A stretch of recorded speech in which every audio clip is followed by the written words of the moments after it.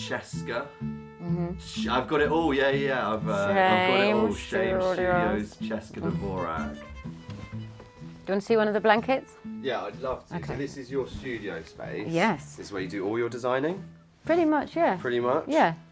And these are these painted? You've painted these? Yeah, I did them last summer for, I just had a month-long kind of thing in a shop in East London, and I made this panel, and they were shown on their window, and I showed some of my work there. Oh, I love that. They're all hand-painted muslin. And cutouts as well? Yeah, they make really nice shadows when the sun comes through. Nice. And I think this was one of the original illustrations for the rug that Cesca designed for us. I have to ask about whether they are kind of inspired by those like decorations that you fold up.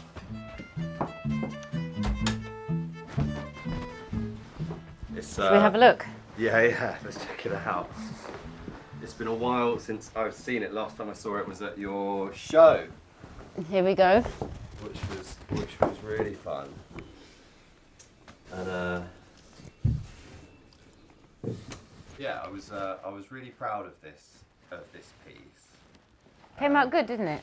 Yeah. Not exactly how I expected, but I don't know what I did expect. But how it is really fun, I think. So this piece is a collaboration between the two of us.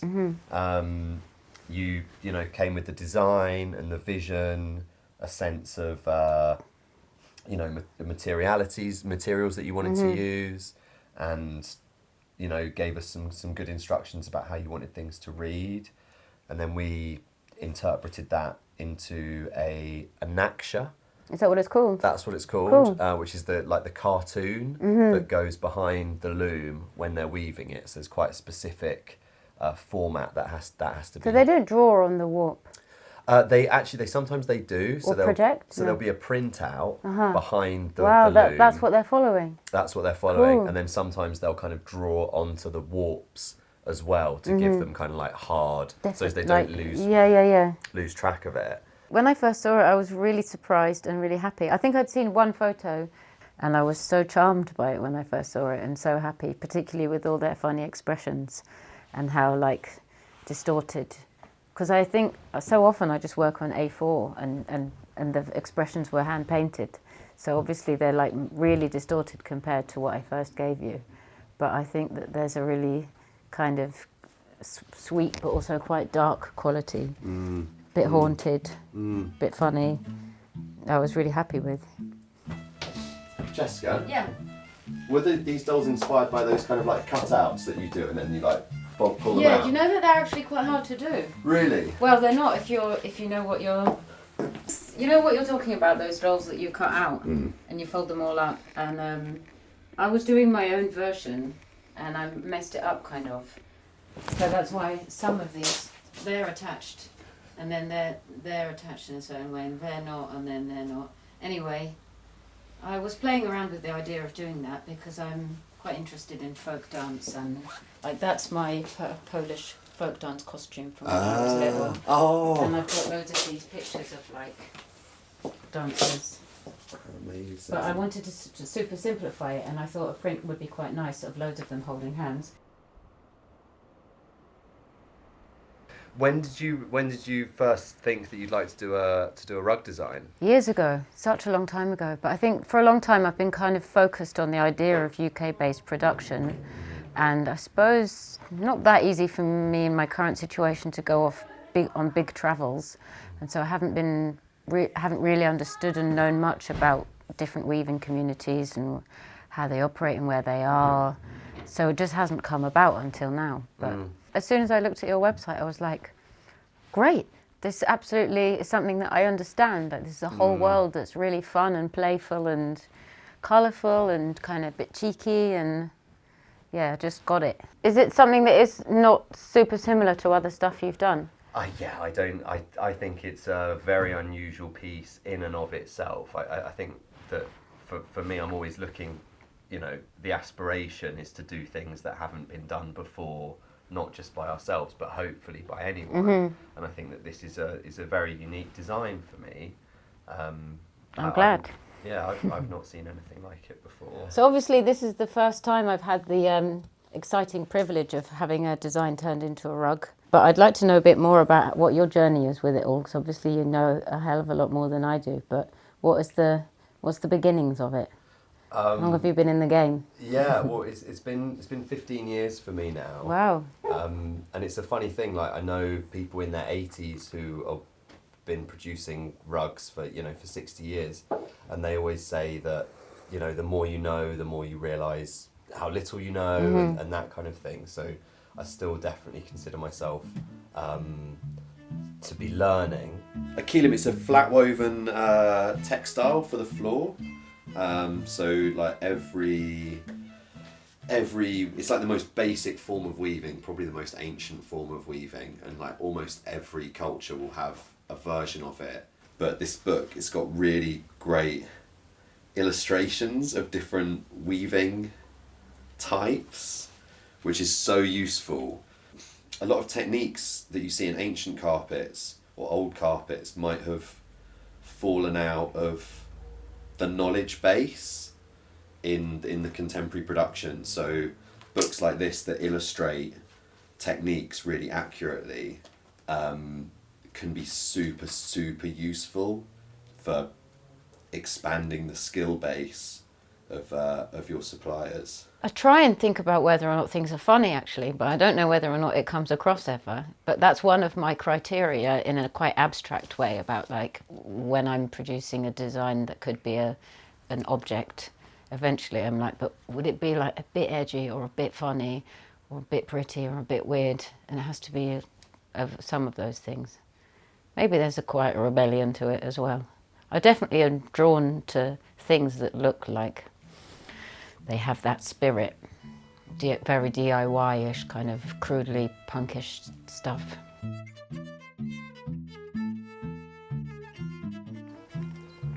And you find inspiration here? Maybe. I think I just like, I suppose the sense of the wildness of it is really comforting. And I was like, I don't know, like 22 or something. And I guess I'd spent, the last sort of four years trying to be an artist. And I really just went to the job interview to get my girlfriend at the time off my back because I didn't have any money. Okay. And she was sort of like, come on, mate, you got to be able to at least take me out to dinner kind of thing. So I thought, I'll go for this job interview and then it'll get her off my back. And I sort of thought that I'd go and, be a bit of an arsehole so that they wouldn't give me the job. And they loved it. Well, no, I walked into the room and as soon as I smelt the smell of the rugs, I saw the scale of them as artworks, and it was like falling in love. Oh, like, wow. As soon as my plan was to go in and throw the interview, but as soon as I saw it, I was like, I love this. I want to be a part of it. So wow. I was really nervous in the interview. Aww. And I really completely the opposite of what you imagined. Complete opposite.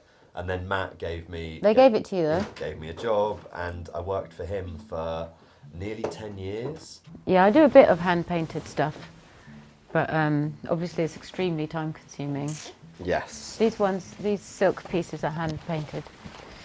It was a design I'd already done as a screen print, but then I thought it would be fun to do it as a... So you can see my pencil marks all over it, which I think is nice to leave in. Silk. I love the Are you listening to it? No, I love the coolness of silk. Against my old boss always used to tell me to like check a textile by like rubbing it on your cheek. Apparently you're really sensitive there. So if you rub next to your eye? Yeah, like this little bit on your cheek. Apparently that's a good place to like check the quality of like a yarn. This is not cool. This is warm, is it? I think that wool tends to hold a bit more heat. Yeah, I mean look, oh sorry, it's cotton. And then. Oh yeah, freezing. Yeah, really nice. I really like this print.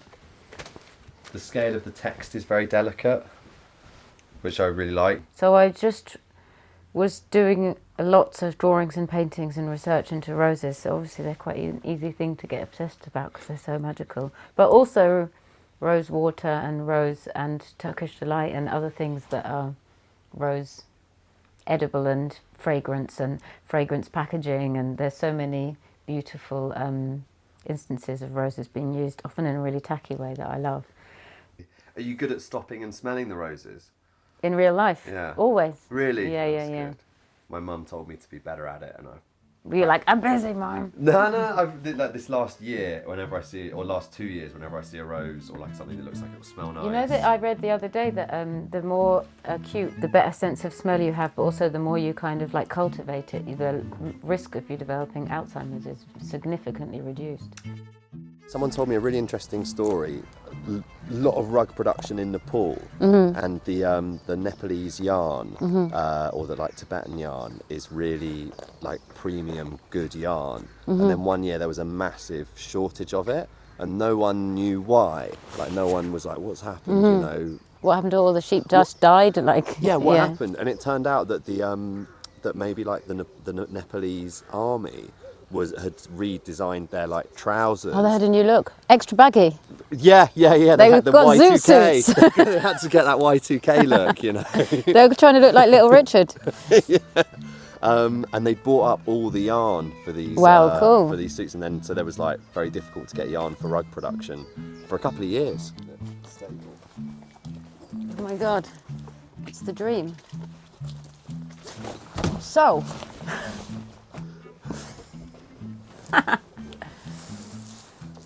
So that's where I keep my drinks. Yeah. This is where I rest.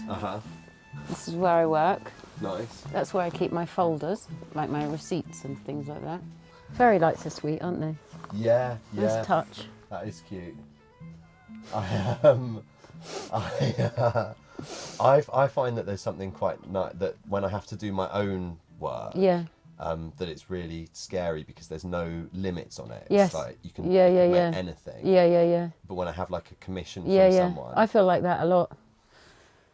I'd like to just do more and more stuff that is either an interior designer saying I'd want something like this for a project, or someone like you saying let's do something together, and then there's a world that you're creating, and when you're just left open, it can be hard, it can be daunting.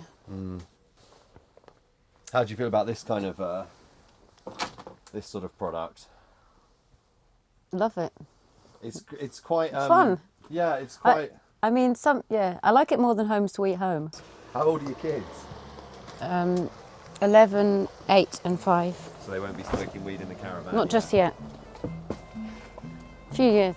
A few years yet before that phase. So much better to belong. It's true, isn't it? I like the little floral. Yeah, hand painted. Yeah. There's a good wallpaper in here as well. Yeah. All right, Josh. All right. Yeah. What can I get for you? Do you have like a local lager or like ale? Yeah, we've got Budding, maybe? budding pale ale, uli bitter. Have a pig's try. ear. Is Pig's Ear terribly strong as well? Pig's ear is 5%, so it's. Oh yeah, Pig's Ear will do me. Right, Yeah. Do you have like in terms of that thing of creating a world? Do you have like a fantasy kind of interior that your work gets used in or made in? Do you have a sense of a world that you want to build or exist within? Yeah, in quite a loose way, I suppose. One that's quite maybe chaotic or eclectic and mismatched. I don't think of ever a particular house or a particular owner, like I want this person to have it, but more like I'd like it to sit amongst a mixture of stuff. And I guess quite a clashy and warm environment, I'd say. I get told off a lot for pattern clashing. But pattern clashing's good. I think so. Yeah. I think you should so. have like five patterns in your outfit or none. Yeah. Yeah, I think that if you've got enough, then it's not a clash anymore. Yeah. Never. He's 7 and he doesn't eat anything, and this one eats everything, including what he. So they've got two very. I'm so sorry. You're trying to do something. Oh no, No, it's we're fine. just It's hanging nice. out. Yeah, this is my admin zone. This is your admin zone. Well, not exactly, but this is the good place to come. Mark Bell Marshall's Yeah. final resting place. I hope he doesn't mind. No. It looks good. It looks good with all the fog. It's a lovely view. It is amazing. So you come here to do your admin in your mind, or do you bring a binder? Oh, sometimes I have my paper notebook to write notes and cross things off my list, or I listen to my voice notes here and answer them. Or just Yeah, or try and not bring my phone actually and just have my notebook. But quite often I have it just as my companion and I actually don't look at it or write in it, but I feel like if I have it with me, it gives you a certain feeling. Your stuff can be a little bit floral. There's a Yeah, it botanical definitely element. is. Yeah. I'm kind of obsessed with flowers and plants. I'm not a very good gardener, but I'm definitely like very interested in them and interested in plant lore and their power. I think flowers are absolutely magical. I always try to depict them in a quite abstracted way because I find, even though I can do quite good, you know, like I can do a botanical drawing, but I think they're just sort of boring and they look more funner if they're just really crudely done.